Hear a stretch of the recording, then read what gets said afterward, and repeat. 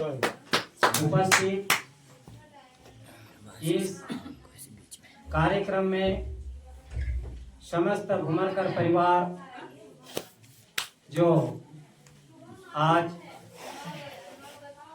यह चौका का आयोजन किया गया है, जो हमारे घुमरकर साहब थे परम आदरणीय श्री संपतराव जी घुमरकर साहेब, उन्हीं के पुण्य प्रताप से आज हम आप सभी एक दूसरे के दर्शन पा रहे हैं। अगर वो उन्हीं का पुण्य प्रताप नहीं रहता तो हो सकता था कि आज हम यहाँ पर बैठना हमारा नहीं हो सकता, पर उन्हीं का पुण्य प्रताप है जो कि आज हम यहाँ इस जगह में बैठकर उस परम पुरुष परमात्मा की स्तुति, यह सात्विक यज्ञ और शांति यज्ञ का कार्यक्रम का आयोजन किया जाए। अगर विचार की बात कही जाए तो आज उनके लिए इतनी सराहनीय बात है हमारे घुमरकर साहब की कि जो उनका अगर समय योग देखा जाए तो उन्होंने बड़ा सुंदर समय पाया। ऐसा सुंदर समय शायद ही किसी को मिलता है। और वह सुंदर समय कैसा मिला सो मैं थोड़ा सार में बताऊंगा आपको। रामायण में एक चौपाई आई है और कहा है कि जुगन जुगन मुनि जतन कराई और अंत राम मुख आवत नाही। जब हमारा जीवन काल से कहा कि जुगन जुगन, कई युगों से मुनि लोग जतन करते हैं पर अंत समय में उनको राम का नाम नहीं आता। पर लेकिन कितने सौभाग्यशाली हमारे घुमरकर साहब कि जिस वक्त उनका शरीर त्यागने का समय आया, उस समय हम यहीं थे मुल्ताई में। इनका सबसे बड़ा योगदान जो है हमको मीरापुरी साहब को देना पड़ेगा। मीरापुरी साहब ने हमें खबर बताई और खबर बता करके परम आदरणीय हमारे सोनारे साहब, मीरापुरी साहब और हमारी करुणा दीदी और हम यहाँ पे उस समय पधारे जिस समय कि हमारे घुमरकर साहब बड़े अंतिम श्वास चलित हुए, ऐसा तकलीफ में थे कि वह तकलीफ घर के लोगों से सहन नहीं हो रही। उस समय में हमारे मीरापुरी साहब और करुणा दीदी और हम और सोनारे जी, गुलाब जी सोनारे साहब, हम यहाँ आए।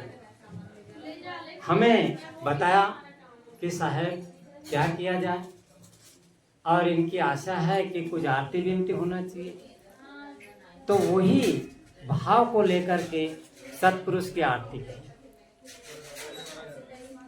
सतपुरुष की आरती सजाई, सतपुरुष की आरती कही और आरती के साथ में जो है उनको नाम भी मिला।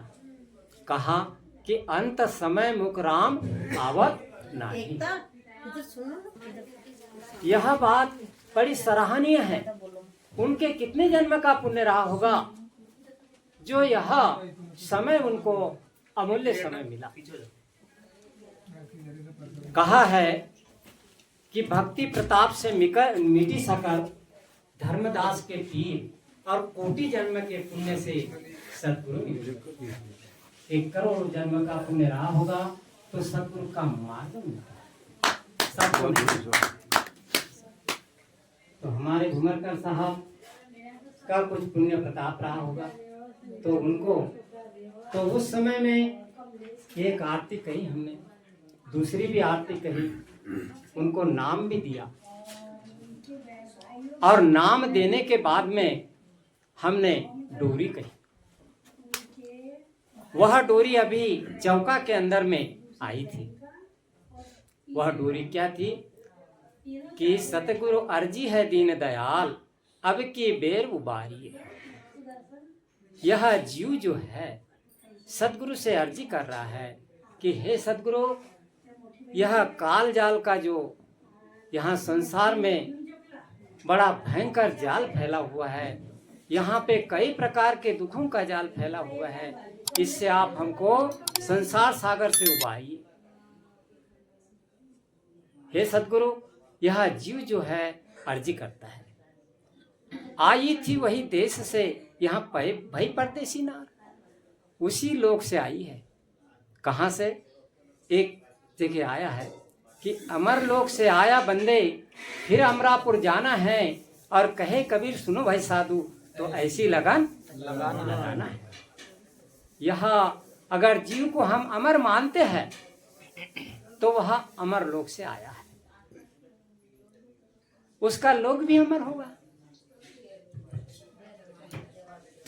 तो कहा कि अमर लोक से आया बंदे, फिर अमरापुर जाना है। देखिए, हम अमर लोक से अगर आए हैं तो फिर हमको अमरपुर में जाना है, पर जाने के लिए होता क्या है? यहाँ बोला है कि आई थी वही देश से, यहाँ भई परदेसी नार, यहाँ मैं परदेसी नार हो गई, और बीच मार्ग में मैं भूल गई और बिसर गई निज नाम। हे प्रभु, मैं आते आते मैं आपका नाम भी भूल गई, आपके स्वरूप को भूल गई, निज स्वरूप को भूल करके मैं संसार के जंजाल में फंस गई, और संसार के जाल में फंस करके यहाँ भवसागर में गोते खाने लगी।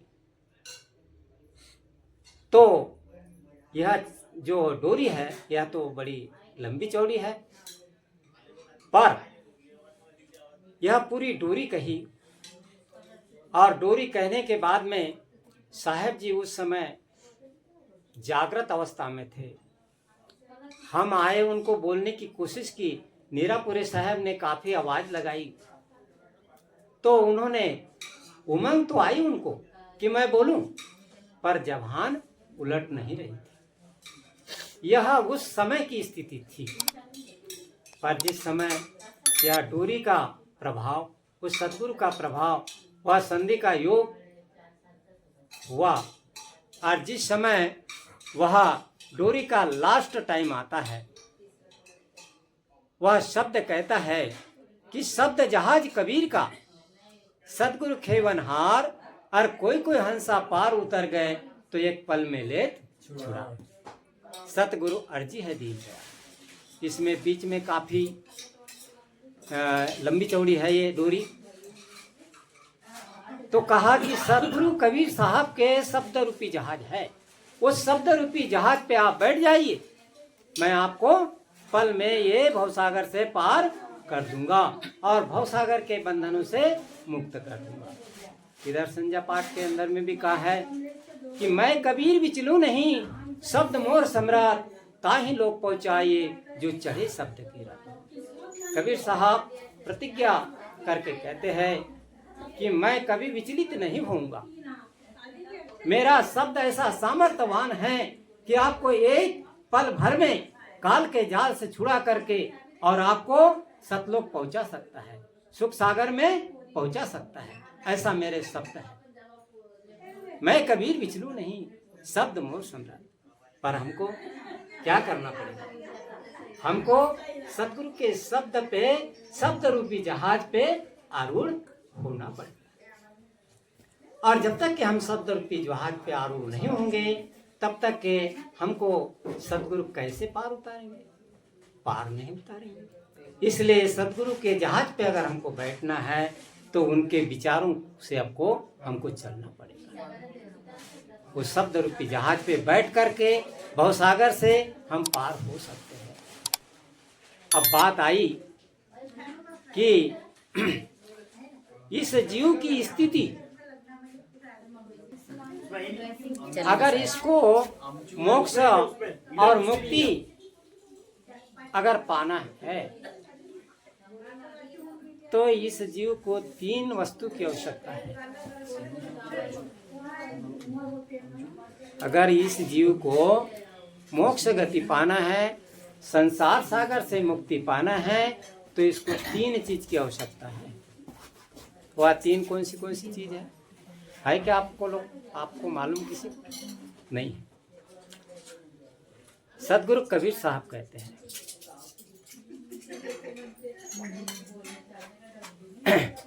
मानुष तन सते गुरु मिलन। पहली बात बताई कि मनुष्य का शरीर मिले। दूसरी बात बताई सदगुरु का मिलन हो। मानुष तन सते गुरु मिलन, मोक्ष इच्छा होय, तीनों दुर्लभ जगत में पाय सुयोग न खोय। सबसे बड़ी बात है कि यह जीव 84 लाख योनि से भटक भटक करके आया है, तो 84 लाख योनि में मुक्ति का कोई रास्ता, कोई मार्ग नहीं है। जिस प्रकार से अगर कहा है आहार निद्रा भय मैथुनानि सामान्य में तत्पशु विनराणम, धर्मो हितेषामधिको विशेषो धर्मे नहीं ना पशु भी समान। आहार करना, निद्रा करना, भय, मैथुन आदि 6 प्रकार की जो क्रियाएं है, छाजन, भोजन, मैथुन, कर्मा, भय, निद्रा, यह 6 धर्मा, ये पशु पक्षी सभी को व्याप्ति है। ऐसा कुछ नहीं। आवाज कम करो। जैसे पशु पक्षी को व्याप्ति है, वैसे मनुष्य को व्याप्ति है। भोजन मनुष्य करता है और पशु पक्षी भी करता है, पर वो अपने स्तर से करते हैं, मनुष्य अपने स्तर से करता है। हमको इस जीव को शांति प्रदान करने के लिए, मोक्ष की प्राप्ति करने के लिए, इस भवसागर से मुक्ति होने के लिए 3 चीज की आवश्यकता है। वह चीज कौन सी है? पहला तो हमको मनुष्य का शरीर मिले। अगर मनुष्य का शरीर मिलता है तो हम भजन कर सकते हैं, उस सदगुरु की भक्ति कर सकते हैं, हम सत्संग में जा सकते हैं। अगर हम मनुष्य का शरीर न मिले हमको, और हम कहे कि कोई पशु खानी में मुक्ति चाहे, तो यह मिलना मुश्किल है, क्योंकि उसमें ज्ञान विवेक का विकास कम होता है। खैर उनको भी होता है ज्ञान, पर जितना विकास मनुष्य खानी में होता है, उतना विकास अन्य खानियों में नहीं होता है। तो पहला जो है, हमको मनुष्य का शरीर मिलना, यह सबसे बड़ी भाग्य की बात है और दुर्लभ भी बात है। मानुष योनि दुर्लभ है, मिले न दूजी बार, और पक्का फल जब गिर पड़ा तो फिर नहीं लागे डार। यह मनुष्य शरीर मिला है। यह मनुष्य शरीर मिलने के बाद में हम कहे कि हमको यह दोबारा मनुष्य का शरीर मिल जाएगा, ऐसा कोई इसका हिसाब नहीं है। क्यों? कबीर साहब कहते हैं कि कहे कबीर चेत अजहू नहीं। कबीर साहब कहते हैं कि हे मनुष्य, चेत जाओ, इस मनुष्य खाने में आ करके, ये मनुष्य शरीर पा करके, ये मनुष्य योनि में चेत जाओ। कहे कबीर चेत अजहू नहीं, फिर 84 में जाई, और जन्म पाए कुकर सुअर को, तो दुख भोगेगा भाई, जपो मन सत्य नाम सुखदाई। हे भाइयों, सदगुरु कबीर साहब बड़ी शालीनता के साथ में लोगों को समझाते हैं और भाईचारे का भाव रख करके समझाते हैं, और कहते हैं कि हे भाई, आप चेत जाओ, मनुष्य शरीर मिला है। मनुष्य शरीर मिलने के बाद में अगर मनुष्य शरीर से आप चूक गए तो मुक्ति का द्वार आप छोड़ करके 84 खाने में चले जाएंगे। इसलिए मनुष्य शरीर पाने के बाद हमको क्या करना चाहिए?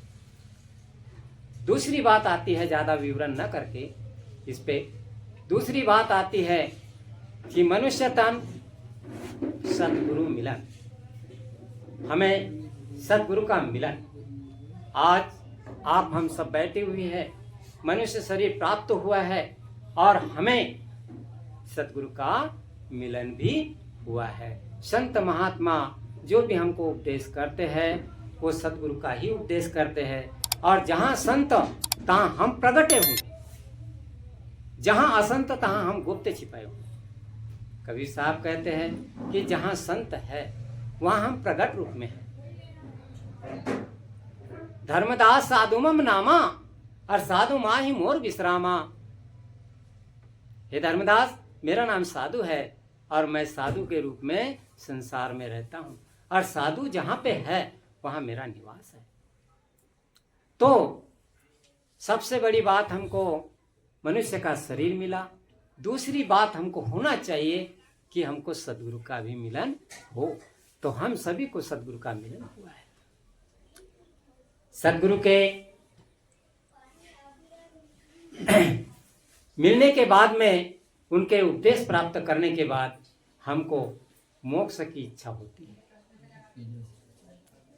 क्या बोलते हैं कि मानव तन सदगुरु मिलन मोक्ष इच्छा हो। यह मोक्ष की इच्छा होना चाहिए, और मोक्ष की इच्छा हो करके हमारे हृदय के अंदर में धारण करके वह जो बात है, हमने सदगुरु की भक्ति करना चाहिए, सदगुरु का सत्संग सुनना चाहिए हैं। जहाँ जब कहीं संत महात्मा आए तो उनको बुला करके भोजन प्रसादी भी देना चाहिए। तो आज जो है बड़े, एक तो दुख की बात है कि हमारे बीच में परम आदरणीय संपतराव जी भूमरकर साहब जी नहीं है। यह तो हमारे दुख की बात है, पर लेकिन हमारे सुख की बात वह है कि उन्होंने ऐसे भक्ति भाव को करके और हमारे लिए उन्होंने छोड़ दिया है कि जिस भक्ति से वो भवसागर से पार हुए, उसी भक्ति को सभी परिवार जन ने इसको करना चाहिए। हमारे भूमरकर साहब टीचर थे, मास्टर थे, मास्टर ही थे ना, मास्टर साहब थे। और मास्टर साहब का ऐसा लोगों के साथ में मिलन भाव था। उनकी मैडम भी माँ शिक्षक थी भाई, और सभी से मिलनसार उनका था। उन्होंने कई लोगों को उपदेश भी दे दिया है। मास्टर साहब के यहाँ जो मैडम थी वो भी टीचर थी, दोनों टीचर थे। और ऐसा सौभाग्य उनका मिला कि उन दोनों ने अपना जीवन काल में कई लोगों को उपदेश दिया, अच्छे मार्ग पे चलने की रास्ता बताई। और रास्ता बता करके जो है तो उन्होंने भी स्वयं ने भी अच्छी रास्ता को पकड़ करके दिनांक 12 जनवरी 2026 को अपनी जीवन यात्रा को संपूर्ण करके और सतलोक धाम को पधार गए। बोलिए श्री भूमरकर साहेब की जय। उन्हीं के शांति यज्ञ में आज सभी लोग हमारे मुल्ताई से परम आदरणीय सोनारे साहब, मुल्ताई से हमारे परम आदरणीय मीरापुरी साहब, करुणा दीदी, गोदनी से दीवान साहब आदि, और सारनी से हमारे हरिभाऊ सूर्यवंशी साहब, एवं राबड़िया से परम आदरणीय हमारे खुशहाल साहब नागले जो कि रैमनी गा रहे थे, वो सभी पधार करके उनको उनके कार्यक्रम को सरसब्ज किया। मैं सतगुरु से प्रार्थना करता हूँ कि भूमरकर साहब को अच्छे स्थान मिले, शांति मिले, और उन्हीं के साथ में मैं यह सतगुरु से प्रार्थना है मेरी कि घर के सभी छोटे बड़े सभी को सुख और शांति मिले और सतगुरु की भक्ति में वो संलग्न रहे। दूसरी बात कि जो भूमरकर साहब ने अपने भाव को रखे हैं, उस भाव को सभी घर वाले उसको धारण करें। इसी के साथ में मैं अपनी वाणी को विराम देता हूँ। बोलिए सतगुरु कबीर साहेब की जय। चार गुरु वंश विराधीश की, मुक्ता मणि नाम साहेब की, सकल संत महात्माओं की, सकल हंस आत्माओं की, श्री भुवनकर साहेब की, श्री गुरुदेव की, ग्रह परिवार की, बाल गोपाल की, साहेब जिंदगी सब। साहेब।